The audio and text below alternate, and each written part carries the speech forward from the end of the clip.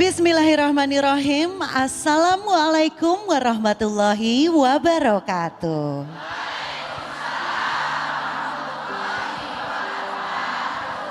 Alhamdulillahirrabbilalamin, dalam keadaan sehat kita semua bisa berkumpul di sini di Masjid Agung Bogor, tentu saja di acara kesayangan kita bersama, Kajian Hati. Tenangkan hatimu. Baik, hari ini kita punya tema yang bagus sekali, yaitu siapkanlah bekal surga dan jangan sibuk mengejar dunia. Silakan Ahilman. Bismillahirrahmanirrahim. Assalamualaikum warahmatullahi wabarakatuh.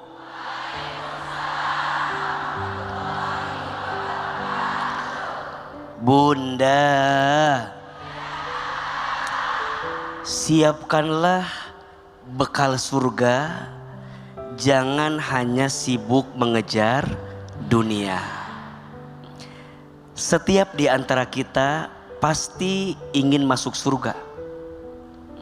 Kenapa? Surga itu adalah tempat terbaik yang jadi tujuan setiap manusia. Untuk masuk surga banyak jalannya. Untuk masuk surga ada jalannya. Dunia itu bukan tempat tinggal, tapi dunia tempat meninggal. Banyak orang sibuk mencari dunia, tapi lupa menjadikan dunia itu sebagai bekal untuk masuk ke dalam surga. Maka pertanyaannya, bukan berarti tidak boleh mengejar dunia, bukan. Silahkan kejar dunia, silahkan dapatkan dunia, tapi dunia itu harus jadi jalan untuk masuk ke dalam surga. Maka Allah Subhanahu wa taala berfirman, A'udzubillahi minasyaitonirrajim, wabtaghi fima atakallahu darul akhirah wala tansa nasibaka minad dunya. Dan carilah keutamaan akhirat dan jangan lupakan urusan dunia. Maka saat kita diberikan dunia harus jadi jalan untuk bisa lebih dekat sama Allah. Jadi orang kaya boleh tidak? Tapi ingat, saat kita diberikan kekayaan, jadikan kekayaan kita menjadi jalan buat lebih dekat sama Allah. Maka apa amalannya? Infak, sedekah.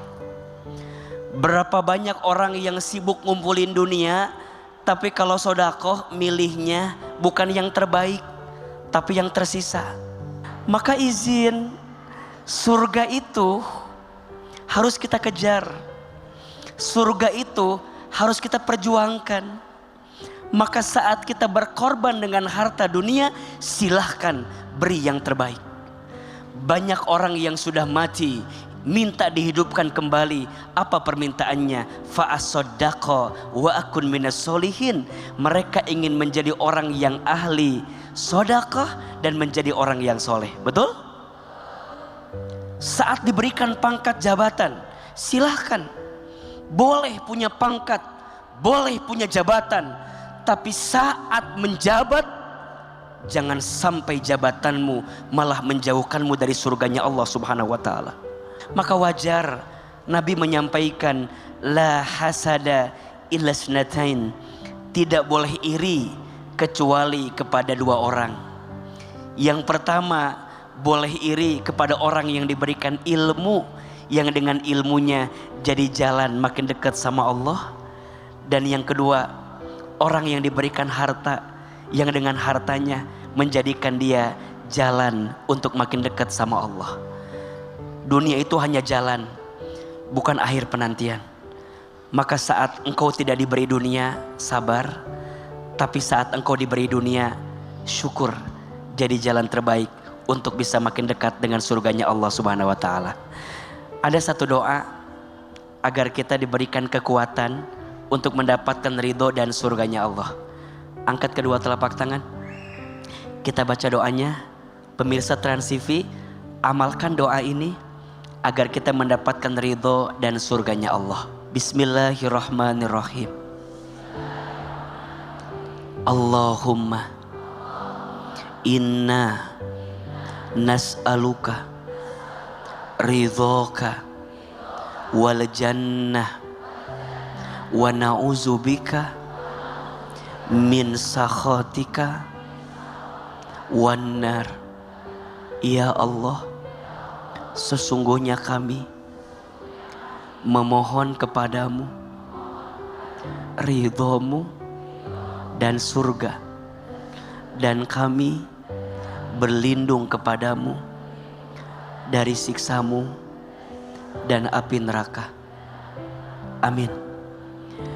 Mudah-mudahan Allah mudahkan urusan dunia kita, dan mudah-mudahan Allah takdirkan kita semua masuk ke dalam surga. Amin ya Rabbal Alamin. Kajian hati, tenangkan hatimu. Lanjut, hadir bersama kita, di tengah-tengah kita ada Janeta Janet. Assalamualaikum. Waalaikumsalam, Teteh Mesya yang cantik, Hilman. Masya Allah, senang sekali bisa ketemu sama bunda-bunda yang cantik di sini di Bogor. Kumaha damang? Alhamdulillah, semoga kita bisa saling mendoakan ya. Assalamualaikum warahmatullahi wabarakatuh. Waalaikumsalam warahmatullahi wabarakatuh. Saya Jenny Juliana yang biasa dikenal Janita Janet. Saya pernah gagal 9 tahun di pernikahan pertama. Dan pada saat itu saya benar-benar belajar untuk jadi seorang independent woman, cenah. Belajar pengen seperti itu karena saya juga pengen membantu pada masa itu mantan suami saya. Karena saya merasa rezeki insya Allah bisa dikejar berdua. Tapi semasa perjalanan pernikahan yang sebelumnya, kemandirian saya terlena dengan kemandirian saya sendiri, Ibu. Jadi saya sudah nggak mikirin lagi kesehatan, tidur cukup atau belum, jemput rezeki, nyebrang pulau atau nyebrang kemana, udah nggak peduli. Yang penting saya bisa punya tempat tinggal yang nyaman, tanpa harus meminta pada saat itu mantan suami.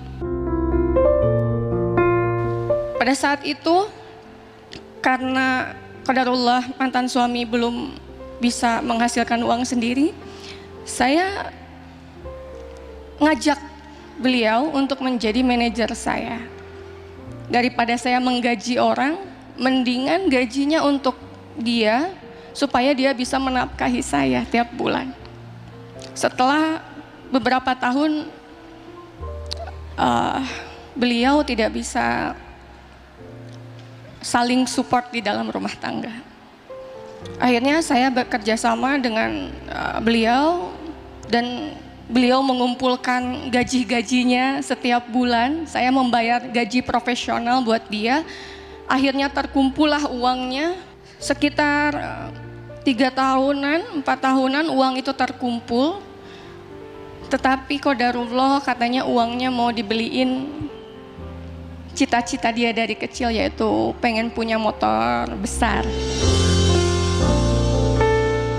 Saya lebih fokus ke nyicil rumah, beli mobil untuk kendaraan saya bekerja.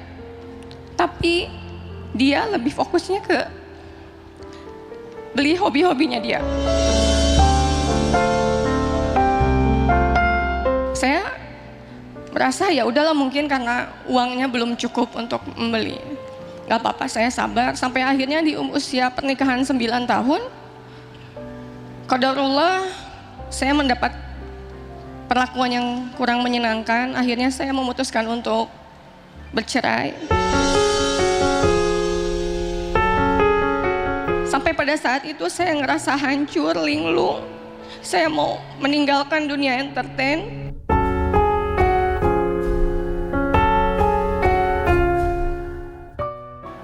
Tetapi tidak sampai di situ.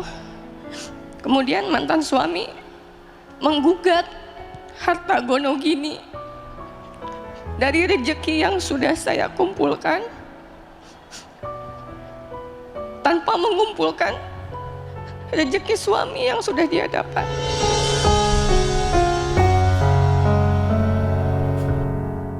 Dan qadarullah kemarin sudah ketok palu, beliau mendapatkan 1/4 dari rezeki yang sudah saya kumpulkan selama 9 tahun. Yang di sini saya sudah mencoba ikhlas dari trust isu yang saya rasakan, kekecewaan dalam rumah tangga yang saya rasakan, saya udah ikhlas. Kemudian saya dituntut untuk ngasih rezeki saya juga ke beliau. Saya udah ikhlas walaupun saya nggak dapat dikasih apapun. Nggak apa-apa, saya percaya masih ada Allah.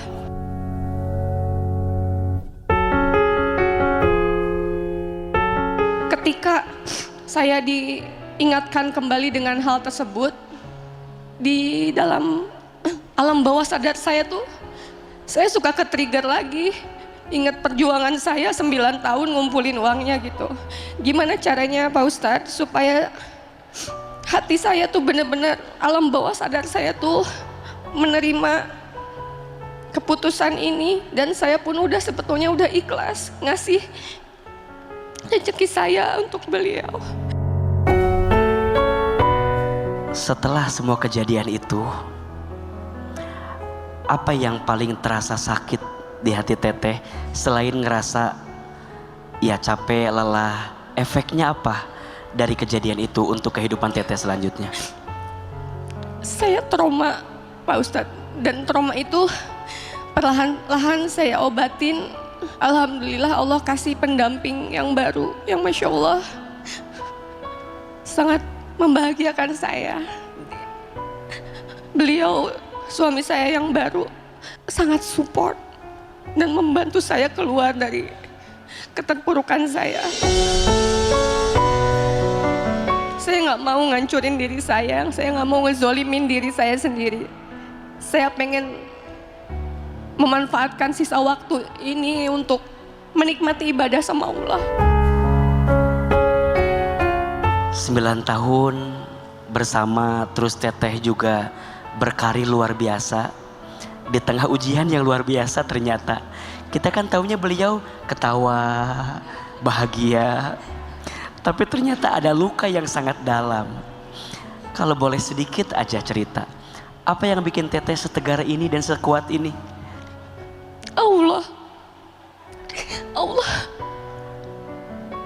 Allah kabul doa-doa yang menurut saya mustahil, Ustaz.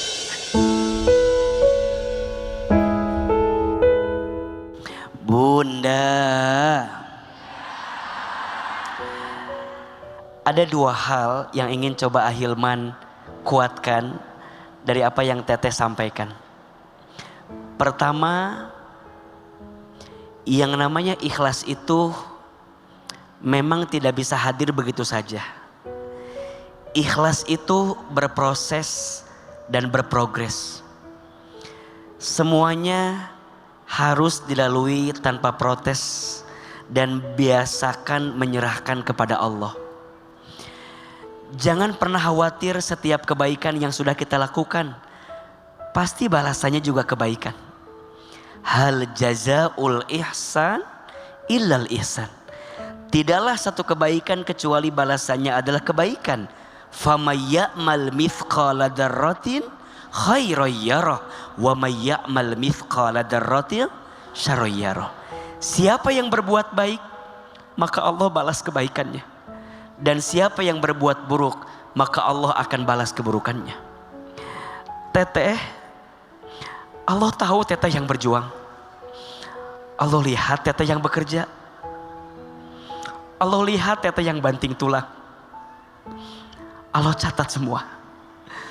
Setelah dapat, Teteh harus membagi dengan orang yang seharusnya menjadi tempat berteduh, menjadi tempat bertumbuh, tapi malah kemudian menjadi orang yang paling menyakitkan hati kita.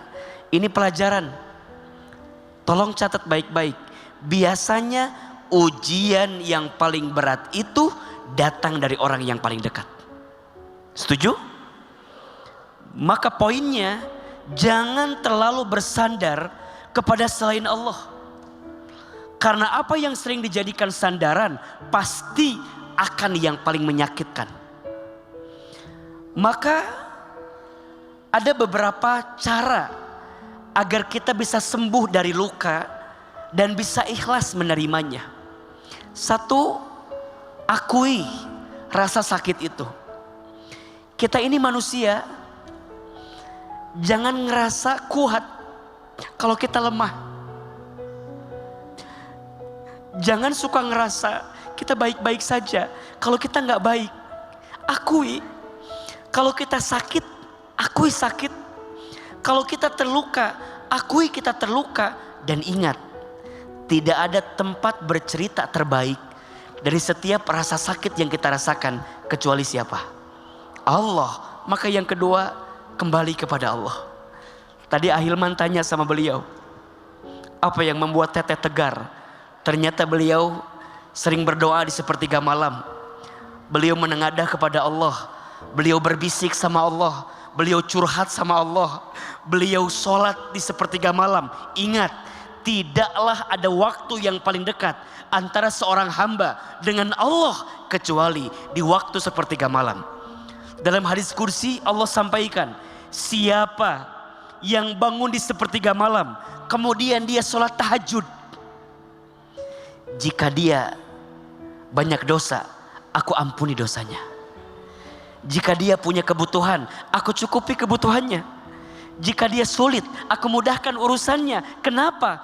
Karena di waktu itu kata Allah, aku turun ke muka bumi dan aku mencari hambanya. Mana hambaku yang tahajud? Mana hambaku yang menengadah kepadaku? Itulah yang menguatkanku untuk mendekap dirimu, memeluk dirimu. Dan yang ketiga, ada doa yang bisa diamalkan agar hati diberikan kelapangan. Ini doanya Nabi Musa alaihi salam ketika menghadapi Fir'aun la'natullah alaihi.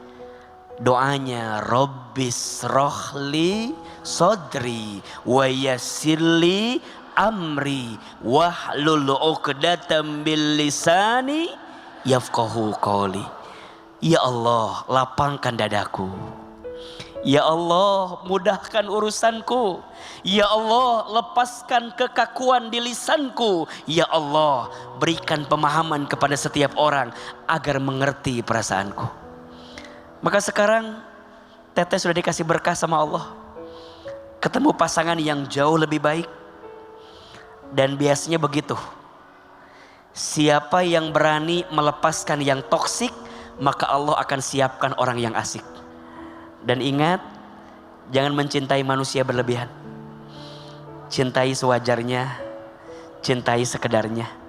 Karena bisa jadi orang yang kamu cintai akan menjadi orang yang paling menyakiti hatimu. Dan kalaupun harus cinta, cintanya karena Allah. Setuju? Karena hanya Allah yang tidak akan pernah menyakitimu. Hasbi Rabbi Jalallah ma fi qalbi ghairullah Nur Muhammad Sallallahu la ilaha illallah. Semoga ada hadiah terindah setelah luka yang pernah ada di hati. Dan salam untuk suami yang sekarang.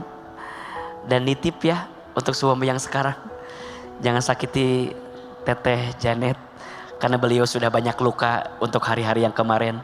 Semoga bisa diisi ke depan dengan penuh kebaikan. Amin ya rabbal alamin.